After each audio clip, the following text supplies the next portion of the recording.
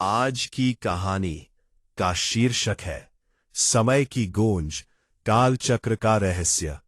शैली science fiction और thriller. कहानी की रूपरेखा। बनारस के एक पुराने मोहल्ले में रहने वाला एक घड़ी साज आर्यन, जिसे एक ऐसी घड़ी मिलती है जो पीछे की ओर चलती है। उलझन। आर्यन को पता चलता है कि वह घड़ी समय को रोक नहीं रही, बल्कि उसे बदल रही है। संघर्ष। एक गुप्त संस्था काल रक्षक आर्यन के पीछे पड़ जाती है। चरम। आर्यन को 100 साल पीछे जाकर अपने ही पूर्वजों की एक गलती सुधारनी पड़ती है, वरना वर्तमान मिट जाएगा। निष्कर्ष। समय की रक्षा और बलिदान की एक मार्मिक कहानी। अध्याय 1। पुरानी दुकान और रहस्यमयी घड़ी।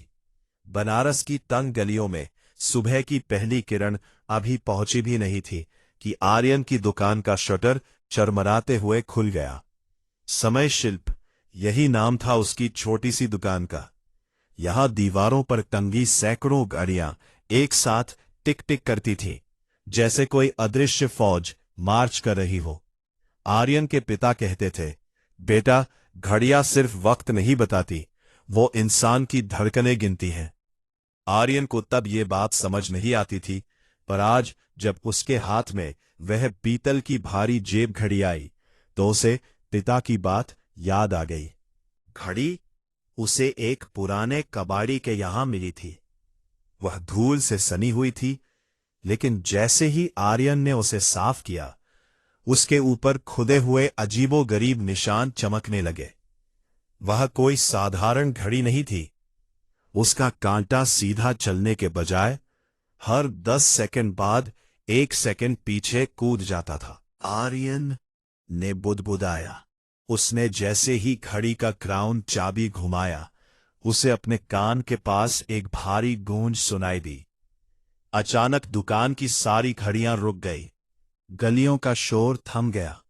खिड़की के बाहर उड़ता हुआ एक कबूतर हवा में ही जम गया। आर्यन की सांसें तेज हो गईं। उसने खिड़की के बाहर देखा, दुनिया ठहर चुकी थी। अध्याय 2। ठहरा हुआ वक्त। आर्यन दुकान से बाहर निकला। दृश्य डरावना और अद्भुत था। गंगा के घाट पर एक साधु शंख बजाने की मुद्रा में स्थिर थे, और शंख से निकलने वाली ध्वनि हवा में लहरों की तरह जमी हुई महसूस हो रही थी। उसने अपनी जेब घड़ी को देखा। उसका कांटा अब तेजी से पीछे की तरफ भाग रहा था। आर्यन को एहसास हुआ कि वो समय के बाहर खड़ा है, लेकिन तभी उसे भीड़ में एक हलचल दिखी। सब कुछ स्थिर था, सिवाय एक लंबे कद के आदमी के, जिसने गहरे काले रंग का लंबा कोट पहना था। वो आदमी आर्यन की ही तरफ देख रहा था। उसकी आंखों में कोई भाव नहीं था, बस एक ठंडी चमक थी। तुम्हें इसे नहीं खोलना चाहिए था, आर्यन। उस अजनबी की आवाज सीधे आर्यन के दिमाग में गूंजी। आर्यन के पैरों तले जमीन खिसक गई। वो आदमी जो काले कोट में खड़ा था, समय के इस ठहराव में भी हिलडुल रहा था। इसका मतलब था कि आर्यन अकेला नहीं था जिसके पास समय की चाबी थी। तुम कौन हो? आर्यन ने चिल्लाकर पूछा, लेकिन उसकी आवाज हवा के घनत्व की वजह से भारी लग रही थी। तुम अतीत कहते हो? उस अजनबी ने धीरे धीरे कदम बढ़ाते हुए कहा। और तुम वह हो जिसने अभी अभी मौत के दरवाजे पर दस्तक दी है। वो घड़ी जो तुम्हारे हाथ में है, वो महज एक मशीन नहीं है, वो काल पात्र है। उसे तुरंत वापस करो। आर्यन ने घड़ी को मजबूती से पकड़ लिया। उसे महसूस हुआ कि घड़ी की धड़कन उसके अपने दिल की धड़कन से मेल खा रही है। जैसे ही उसने घड़ी का दूसरा बटन दबाया, एक जोरदार धमाका हुआ और वो पीछे की ओर गिरा। जब उसने आंखें खोली तो वो अपनी दुकान में नहीं था। वो बनारस के उसी घाट पर था, लेकिन नजारा बदल चुका था। घाट पर भीड़ थी, लेकिन कपड़े पुराने जमाने के थे। लोग धोती और कुर्ते में थे। बिजली के खंभे गायब थे और सड़कों पर गाड़ियों की जगह इक्के गाड़ियां चल रही थी। उसने अपनी जेब घड़ी देखी। उस पर साल लिखा था 1920। अध्याय 3। 1920 का बनारस। आर्यन हक्का बक्का रह गया। वो 100 साल पीछे आ चुका था। गंगा की लहरें वैसी ही थीं, लेकिन हवा में एक अलग तरह की शुद्धता और डर का मिश्रण था। उस समय भारत अंग्रेजों का गुलाम था।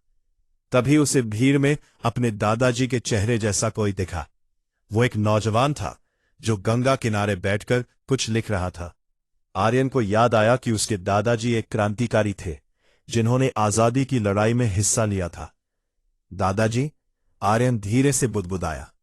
वो नौजवान चौंक कर उठा। और ये कैसे अजीब कपड़े पहने हैं तुमने? आर्यन ने खुद को देखा।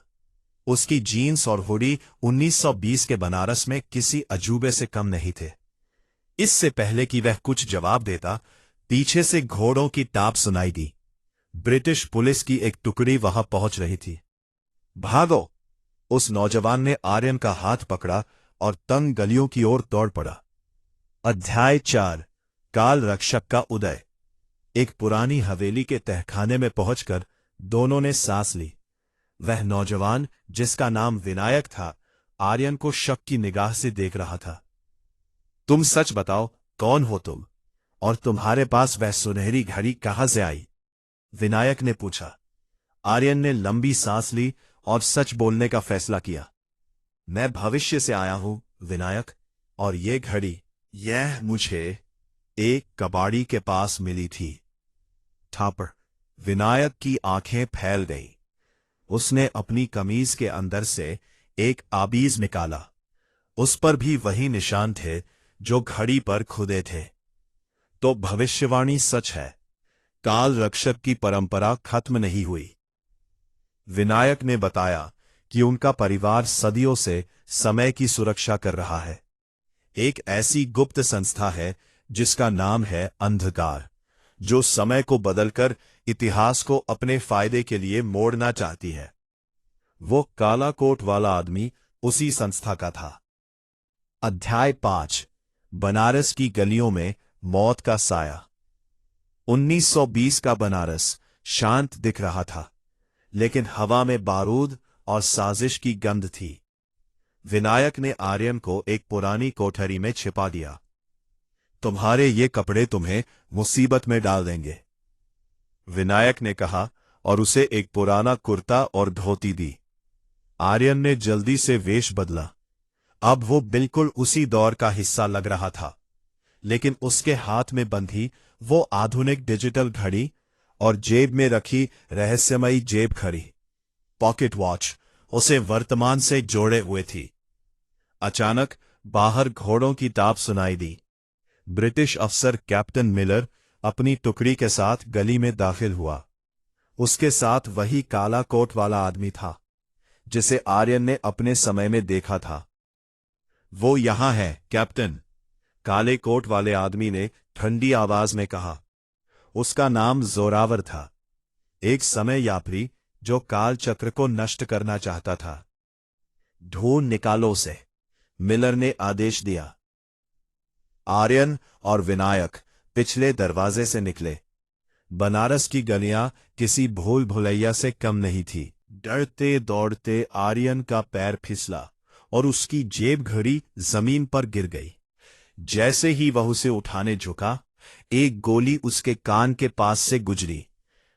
पकड़ो उसे, एक सैनिक चिल्लाया। अध्याय 6। समय का भंवर और पहली मुठभेड़। विनायक ने एक देसी कट्टा बंदूक निकाली और जवाबी फायरिंग की। आर्यन, भागो! तुम्हें गंगा के उस पार नीलकंठ मंदिर पहुंचना होगा। वहीं समय का द्वार खुलता है। और आप? आर्यन ने घबराकर पूछा। मेरी चिंता मत करो, मैं इस काल का हिस्सा हूं, मुझे कुछ नहीं होगा।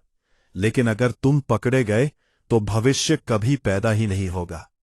आर्यन अकेले ही गलियों में दौड़ने लगा। पीछे से जोरावर की डरावनी हंसी सुनाई दे रही थी। जोरावर के पास भी एक यंत्र था जिससे वो समय को कुछ सेकंड के लिए धीमा कर सकता था। आर्यन ने देखा कि उसके आसपास के लोग धीमी गति स्लो मोशन में चल रहे हैं, जबकि जोरावर उसकी तरफ तेजी से बढ़ रहा था।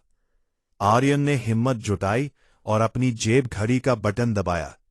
उसने मन में सोचा, मुझे 5 मिनट पीछे जाना है। एक तेज नीली रोशनी हुई। अचानक समय पीछे की ओर घूमने लगा। गोलियां वापस बंदूकों में चली गई। सैनिक पीछे की तरफ दौड़ने लगे। आर्यन ने खुद को 5 मिनट पहले वाली स्थिति में पाया। इस बार उसने वो गलती नहीं की। वो पहले ही दूसरे रास्ते पर मुड़ गया। अध्याय 7 नीलकंठ मंदिर का रहस्य। गंगा पार करके आर्यन उस पुराने मंदिर में पहुंचा जो खंडहर बन चुका था। वहां एक बूढ़ा पुजारी बैठा था जिसकी आंखें सफेद थीं। तुम आ गए, कालशिल्पी, पुजारी ने बिना देखे कहा। यह घड़ी कोई खिलौना नहीं है, यह ब्रह्मांड की धड़कन है। अगर जोरावर ने इसे हासिल कर लिया तो वो इतिहास की हर उस घटना को मिटा देगा जिसने तुम्हें तुम बनाया है। मुझे क्या करना होगा? आर्यन ने हांफते हुए पूछा। तुम्हें 1857 के गदर क्रांति में जाना होगा, पुजारी ने एक चौंकाने वाली बात कही। वहां एक समय का पत्थर, क्रोनोस्टोन, छिपा है। जोरावर उसे हासिल करने के लिए वहां की सेनाओं का इस्तेमाल कर रहा है। अगर वो पत्थर उसे मिल गया तो वो समय का राजा बन जाएगा। अध्याय 8 1857 की ज्वाला। आर्यन ने घड़ी को सेट किया। इस बार का सफर लंबा था। उसे लगा जैसे उसका शरीर हजारों टुकड़ों में टूट रहा है। जब वो संभला तो उसके चारों ओर आग और चीखें थी। ये झांसी का पास का इलाका था। चारों तरफ सिपाही हर हर महादेव के नारे लगा रहे थे और दूसरी तरफ से तोपों के गोले बरस रहे थे। आर्यन के पास अब केवल 12 घंटे थे। उसे उस पत्थर को ढूंढना था और वापस 2026 में लौटना था। लेकिन तभी उसके सामने एक तलवार लहराई। एक भारतीय सिपाही ने उसे रोक लिया। कौन हो तुम? फिरंगी के जासूस लगते हो। आर्यन ने अपने हाथ उठाए। नहीं, मैं एक संदेशवाहक हूं। मुझे रानी के पास ले चलो। अध्याय 9 1857 की रणभेरी और रानी का दरबार। हवा में बारूद का धुआं और घोड़ों की हिनहिनाहट घुली हुई थी। आर्यन को जंजीरों में जकड़कर एक विशाल तंबू के सामने लाया गया। सामने एक महिला योद्धा बैठी थी जिसकी आंखों में बिजली जैसी चमक थी। रानी लक्ष्मीबाई। तुम कौन हो? तुम्हारे वस्त्र विचित्र हैं और तुम्हारी बोली में इस माटी की गंध नहीं है। रानी ने अपनी म्यान से तलवार निकालते हुए पूछा। आर्यन ने घबराते हुए अपनी जेब घड़ी दिखाई। झांसी की रानी, मैं कोई शत्रु नहीं हूं। मैं उस भविष्य से आया हूं जिसे आप अपनी कुर्बानी से सींचने वाली है। लेकिन एक दुष्ट व्यक्ति जिसे जोरावर कहते हैं, वो यहां के एक प्राचीन पत्थर को चुराने आया है। अगर उसे वो मिल गया तो भारत कभी स्वतंत्र नहीं होगा। रानी ने घड़ी को गौर से देखा। यह वैसा ही है जैसा हमारे राजपुरोहित के पास था। वे कहते थे कि एक दिन समय का रक्षक आएगा। अचानक बाहर एक जोरदार धमाका हुआ। ब्रिटिश सेना ने हमला कर दिया था, लेकिन यह हमला साधारण नहीं था। तोपों के गोलों के साथ साथ नीली बिजली जैसी किरणें भी बरस रही थी। वह आ गया। आर्यन बुदबुदाया। जोरावर ने 1857 की तकनीक को भविष्य के हथियारों से जोड़ दिया था। अध्याय 10 काल पत्थर की खोज। रानी लक्ष्मीबाई ने अपनी तलवार हवा में लहराई। हर हर महादेव के नारों से आसमान गूंज उठा। आर्यन भी युद्ध के मैदान में कूद पड़ा। उसे लड़ना नहीं आता था, लेकिन उसके पास समय था। जैसे ही कोई सैनिक उसे मारने आता, आर्यन घड़ी का बटन दबाकर 2 सेकंड पीछे चला जाता और वार से बच जाता। वह किले के गुप्त तहखाने की ओर भागा, जहां काल पत्थर क्रोनोस्टोन छिपा था। तहखाने में अंधेरा था। दीवारें पुरानी और काई जमी हुई थी। बीचों बीच एक वेदी पर एक चमकता हुआ नीलम जैसा पत्थर रखा था। वह भड़क रहा था जैसे कोई जीवित हृदय हो। जैसे ही आर्यन ने उसे छूना चाहा, पीछे से एक ठंडी आवाज आई, बहुत देर कर दी लड़के। जोरावर वहां खड़ा था। उसके हाथ में एक लेजर गन जैसी चीज थी। यह पत्थर ब्रह्मांड का इंजन है। इसे लेकर मैं इतिहास के पन्ने फाड़ दूंगा। मैं वह राजा बनूंगा जो कभी नहीं मरेगा। अध्याय 11, इतिहास का बलिदान। जोरावर के बीच भीषण हाथापाई हुई। जोरावर ने समय को धीमा करने की कोशिश की, लेकिन आर्यन के पास काल पत्थर की ऊर्जा थी। दोनों के बीच समय की लहरें टकरा रही थी। कभी वे 1857 में होते, तो कभी अचानक भविष्य के किसी बर्बाद शहर में पहुंच जाते। तुम इसे नहीं जीत सकते, जोरावर चिल्लाया। आर्यन ने देखा कि पत्थर की शक्ति से दीवारें पिघल रही थी। उसे समझ आ गया कि इस पत्थर को कोई इंसान नहीं रख सकता। इसे नष्ट करना ही एकमात्र रास्ता था। उसने पत्थर को अपनी जेब घड़ी के साथ जोड़ दिया। एक भयंकर ऊर्जा का विस्फोट हुआ। जोरावर चीखता हुआ समय की शून्यता वॉइड में विलीन हो गया। अध्याय 12, वर्तमान में वापसी। जब आर्यन की आंखें खुली, वो अपनी बनारस वाली दुकान में फर्श पर पड़ा था। बाहर सूरज उग रहा था। खिड़की से गंगा की लहरें दिख रही थी। उसने अपनी जेब देखी, पत्थर गायब था। घड़ी भी अब एक साधारण पुरानी घड़ी बन चुकी थी। उसका जादुई प्रकाश बुझ चुका था। उसने बाहर जाकर देखा। बनारस वैसा ही था, लेकिन कुछ बदल गया था। घाट के पास एक नई मूर्ति लगी थी, एक अज्ञात योद्धा की, जिसने रानी लक्ष्मीबाई की जान बचाई थी। उस मूर्ति का चेहरा धुंधला था, लेकिन उसके गले में वही जेब घड़ी लटकी थी। आर्यन मुस्कुराया। उसने इतिहास नहीं बदला था, उसने इतिहास को सुरक्षित किया था।